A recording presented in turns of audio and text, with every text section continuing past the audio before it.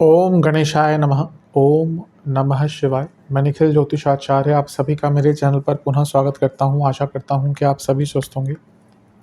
महादेव की कृपा आप सभी पर सदैव बनी रहे। ये वीडियो वृश्चिक के लिए बहुत विशेष है, क्योंकि वीडियो है 7 जुलाई से 13 जुलाई 2025 के साप्ताहिक राशिफल के बारे में। कैसा रहेगा आने वाला सप्ताह वृश्चिक के लिए, स्कॉर्पियो के लिए।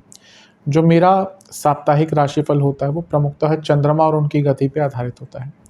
चंद्रमा एक ऐसे विशेष ग्रह है जो बहुत तेज़ गति से भागते हैं और करीबन 2.25 से 2.5 दिन में अपनी राशि बदल लेते हैं। तो स्वाभाविक है कि पूरा हफ्ता जो कि 7 दिन का होता है उसमें चंद्रमा कई बार राशि बदलेंगे। मन के कारक है और उनकी विशेषता ये भी है, जिस भी भाव में जाते हैं उसको एक्टिवेट कर देते हैं। इसीलिए डे टू डे एक्टिविटीज़ पर उनका इम्पैक्ट बहुत होता है और इसलिए साप्ताहिक राशिफल की विशेषता बहुत होती है। क्या प्रभाव रहेगा आने वाले सप्ताह में चंद्रमा के इस गोचर का हमारे जीवन पर? क्या संभावितः अच्छा, क्या संभावितः बुरा हो सकता है? इन सभी चीज़ों को जानने के लिए, समझने के लिए, परखने के लिए ये जो साप्ताहिक राशिफल होता है ये अति विशेष होता है। यदि आपकी लग्न राशि या चंद्र राशि वृश्चिक है, दोनों ही गाइडेंस के लिए इस राशिफल को देख सकते हैं। जहाँ से ज़्यादा सूट करता है, रिलेट करता है, वहाँ से इसको ऑब्जर्व कीजिए। व्यक्तिगत तौर पे मेरा मानना है लग्न से देखेंगे तो अच्छा। इनकेस नहीं पता आपको अपनी लग्न राशि, तो आप अपनी चंद्र राशि से भी इसको देख सकते हैं। शुरू करते हैं। टेक्निकली बस अलग अलग राशि पर नहीं बन सकते। चंद्रमा आपके लग्न भाव में ही रहेंगे। 6 तारीख की रात को यहाँ पे आ चुके होंगे, 7 जुलाई को यहीं पर रहेंगे और 9 जुलाई सुबह के 4 तक यहीं पर प्रवास करेंगे। चंद्रमा का लग्न में आना देखिए वैसे तो ठीक है, आपके भाग्येश हैं, तो भाग्येश का लग्न में आना भाग्य का साथ दिलवाता है। लेकिन यहाँ पर चंद्रमा पर बहुत सेंसिटिव प्रभाव है। पहला तो वो नीच के हो गए। मैं कभी नहीं कहता नीच का ग्रह बुरा है, पर हमेशा मैं ये भी कहता हूँ कि नीच का ग्रह उसको अगर कहा गया तो कुछ तो तत्व उसका बिगड़ता है। तो चंद्रमा मन के कारक है, इमोशंस के कारक है। जब भी चंद्रमा नीच के होते हैं तो इमोशनली व्यक्ति वल्नरेबल होता है, और क्योंकि ये लग्न में ही हो रहा है तो ये ज़्यादा इसका प्रभाव बढ़ाता है। ऊपर से केंद्रुम योग भी है, चंद्रमा अकेले हैं, कोई ग्रह आसपास नहीं है, और इसके साथ ही मंगल की दृष्टि है। ठीक है वो लग्नेश है, लेकिन अंगारक दोष बनाकर बैठे हैं और छठे घर के स्वामी हैं। तो क्योंकि चंद्रमा नीच के हैं, क्योंकि केंद्रुम योग है और क्योंकि मंगल का प्रभाव है जो छठे घर के स्वामी हैं और अंगारक दोष बनाकर बैठे हैं, ये सारी ही चीज़ें इंडिकेट कर रही हैं कि फ्रस्ट्रेशन और गुस्सा बहुत रहने वाला है। आप देखेंगे छोटी छोटी चीज़ों पर बहुत फ्रस्ट्रेटेड रहेंगे, छोटी छोटी चीज़ों पर गुस्सा बहुत रहेगा, और इवन छोटे मोटे इंजरीज के भी योग आपके यहाँ पे बन रहे हैं। तो हफ्ते का ये जो समय है, शुरुआती भाग, ये मानसिक रूप से, क्योंकि चंद्रमा की हम बात करते हैं तो मेन चीज़ें मानसिक ही उसमें आती हैं, तो मानसिक रूप से ये समय थोड़ा सा कष्टकारी रहेगा। गुस्सा बहुत आएगा और लोगों से भिड़ेंगे, लोगों से आप आर्ग्यूमेंट्स करेंगे। मेरे हिसाब से अगर इस समय को थोड़ा सा बिताना है ढंग से तो आर्ग्यूमेंट्स ना करें। इतना सब कुछ हो रहा है, ऊपर से गुरु से छठे में है तो शकट योग भी बन गया, यानी कि कार्यों में डिलेज भी होंगे। अब कार्यों में डिले होते हैं तो और गुस्सा और आ रहा है, तो ये दोनों कॉम्बिनेशन यही है कि आप बहुत ज़्यादा क्रोधित तो मैंने कहा ही है, लेकिन इसके साथ ही आप कुछ ऐसा भी कर बैठ सकते हैं जो आपके प्रकृति के विरुद्ध है। इसलिए अपने गुस्से पर बहुत नियंत्रण रखना पड़ेगा। अच्छी चीज़ यह है कि मंगल की दृष्टि है, जो ठीक है अंगारक दोष में, लेकिन लग्नेश भी है, और शुक्र की दृष्टि भी है जो यहाँ पे बहुत अच्छा राजयोग पंच महापुरुष योग बनाकर बैठे हुए हैं। तो भाग्य का साथ मिलेगा भौतिक जीवन में, कुछ पूर्ण करने का, कार्य पूर्ण करने का, विदेश से लाभ प्राप्त करने का, क्योंकि शुक्र 12वें घर के स्वामी भी हैं, मौका मिल सकता है।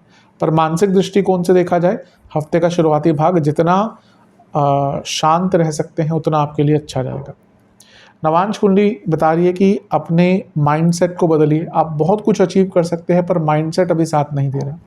दशांश कुंडली कार्य क्षेत्र में थोड़ा सा वैल्यू ऐड कीजिए, वैल्यू बनाइए, बल्कि अपनी बिजनेस अच्छा है। बिजनेस में बस थोड़ा सा ना मानसिक चीज़ों पर ध्यान दीजिए। अभी लगता है कि एक इनसिक्योरिटी और डर बहुत है, जिसके कारण जो अचीव कर सकते हैं नहीं कर पा रहे। लव लाइफ में मैं यही कहूँगा कि थोड़ा सा शांत रहिए और झगड़ा आदि ना कीजिएगा। थोड़ा ग्रेटिट्यूड की भावना रखिए, थोड़ा सा ग्रेसफुल रहिए। कुछ भी ऐसा मत बोलिए जो आपको पता है कि आर्गुमेंट की तरफ जाएगा। मजाक में भी वैवाहिक जीवन, विश्वास बढ़ाइए एक दूसरे की तरफ, उसकी कमी होती हुई दिख रही है। स्टूडेंट्स, सेल्फ डिसिप्लिन की बहुत कमी है, इसको ठीक कर लीजिए वरना आगे चलकर तंग होंगे।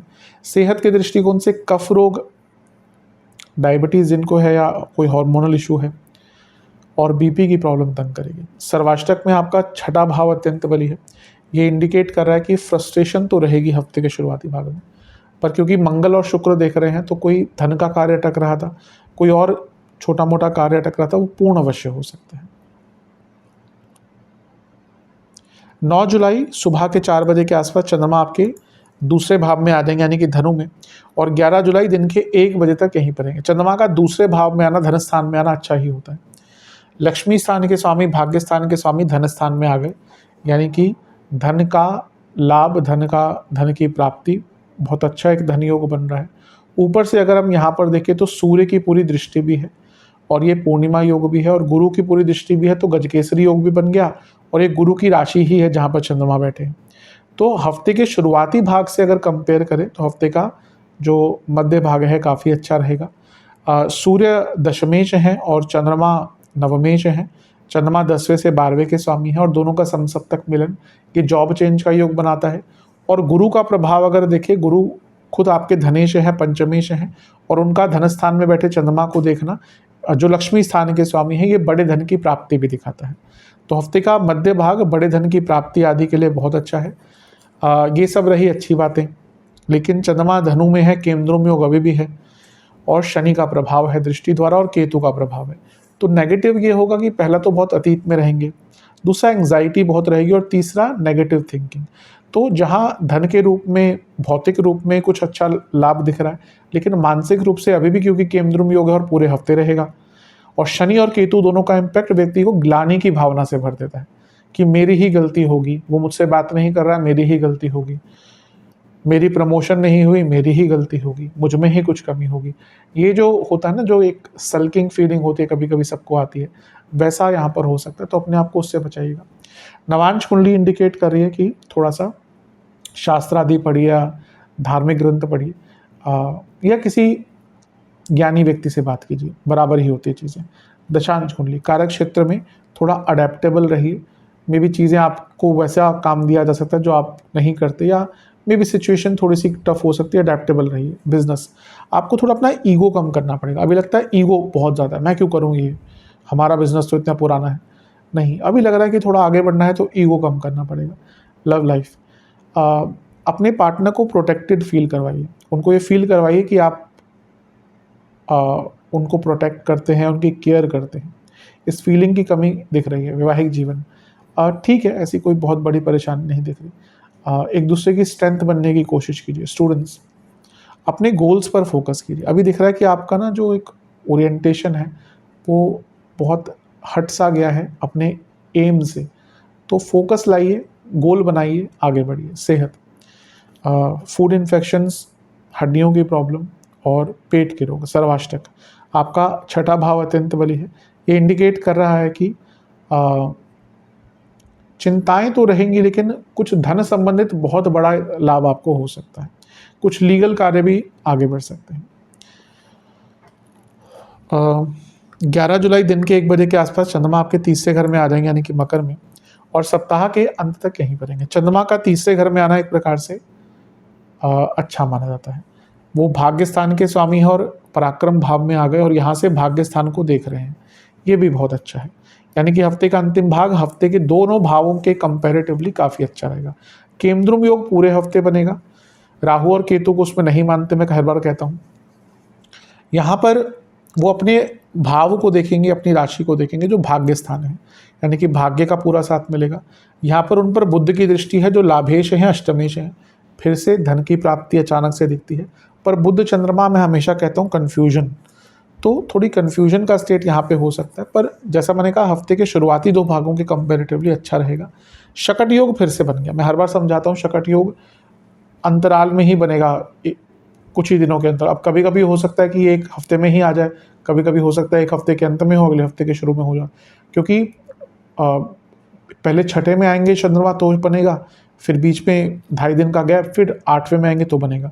तो जब भी शकट योग बनता है, महीने में एक बार बनता ही है, उस टाइम पे आपके काम ओवरऑल थोड़े से स्लो ही चलेंगे। सारे काम नहीं, लेकिन कुछ महत्वपूर्ण कार्य डिले हो सकते हैं। तो अपने आप को जितना प्री प्लान्ड वे में आगे बढ़ाएंगे उतना आपके लिए अच्छा रहेगा। पर कंपैरेटिवली हफ्ते का अंतिम भाग अच्छा रहेगा। अपने ऊपर विश्वास बढ़ेगा, अपनी चीज़ों पर विश्वास बढ़ेगा, और लाभ तो मैंने कहा दिख ही रहा है। नवांश कुंडली बता रही है कि सब कुछ ठीक है, थोड़ा हम्बल रहिएगा बस। दशांश कुंडली कार्य क्षेत्र में बहुत डिसिप्लिन की आवश्यकता होगी। यहाँ पर लैक ऑफ डिसिप्लिन के कारण प्रॉब्लम होगी। बिजनेस की जहाँ तक बात है, विश्वास बढ़ाइए अपने ऊपर, अपने काम के ऊपर, अपने प्रोडक्ट्स के, अपने सर्विसेज के ऊपर। लव लाइफ, एफर्ट्स की कमी दिख रही है, थोड़े एफर्ट्स डालिए चीज़ों को ठीक करने के लिए। वैवाहिक जीवन, सेम चीज़ कहूँगा, सेम चीज़। स्टूडेंट्स, आपको थोड़ा सा ना अपनी संगत पर ध्यान दीजिए, किन लोगों के साथ टाइम बिताते हैं। हम जिनके साथ टाइम बिताते हैं उनका प्रभाव आता ही है। अब वो अगर अच्छा संगत है आपकी तो उसका अच्छा प्रभाव होगा, अदरवाइज वाइसा वर्सा है, तो थोड़ा सा इस पर ध्यान दीजिए। सेहत की जहाँ तक बात है, गले के रोग, थायराइड संबंधित रोग और स्किन इन्फेक्शन। सर्वाष्टक में आपका पंचम भाव अत्यंत बली है, ये इंडिकेट कर रहा है कि हफ्ते का अंतिम भाग स्ट्रेस वगैरह थोड़ा कम रहेगा, लेकिन ओवर थिंकिंग थोड़ी सी बढ़ेगी। उपाय के रूप में हनुमान चालीसा का 2 बार पाठ कीजिए और बजरंग बली को 2 प्रकार के फलों का भोग लगाइए।